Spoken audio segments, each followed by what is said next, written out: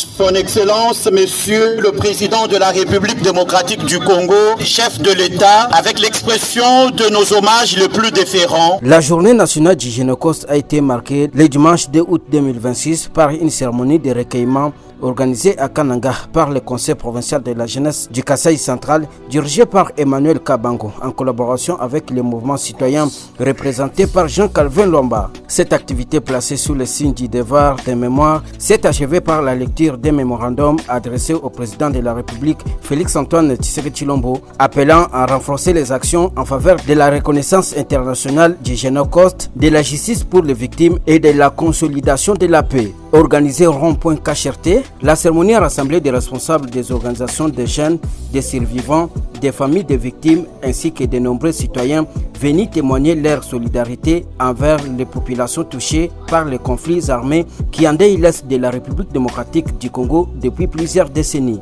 Dans ces mémorandums, les signataires saluent les démarches entreprises par les autorités congolaises pour faire reconnaître le Génocoste au niveau national et international. Il rappelle que depuis plus de 3 décennies, la RDC est confrontée à des conflits armés ayant provoqué la mort de millions de personnes, des déplacements massifs des populations, la destruction de nombreuses communautés ainsi que des violences d'une extrême gravité liées notamment au pillage des ressources naturelles.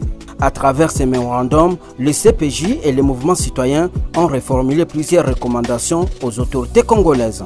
L'extrait de leur mémorandum a été lu par Jean-Pierre Miamba, chargé de l'administration au Conseil provincial de la jeunesse du Kasaï central. À travers ce mémorandum, nous sollicitons respectueusement l'implication de toutes les autorités de la République afin qu'elles poursuivent et renforcent les actions diplomatiques en vue d'obtenir, primo, la reconnaissance internationale du Génocoste comme expression de la mémoire des millions de victimes congolaises, secondo, le renforcement des mécanismes de justice afin que les auteurs, complices et commanditaires des crimes commis contre les populations civiles répondent de leurs actes conformément au droit. Tertio, la mise en œuvre de mécanismes de réparation en faveur des victimes, des survivants, des familles endeuillées et des communautés affectées.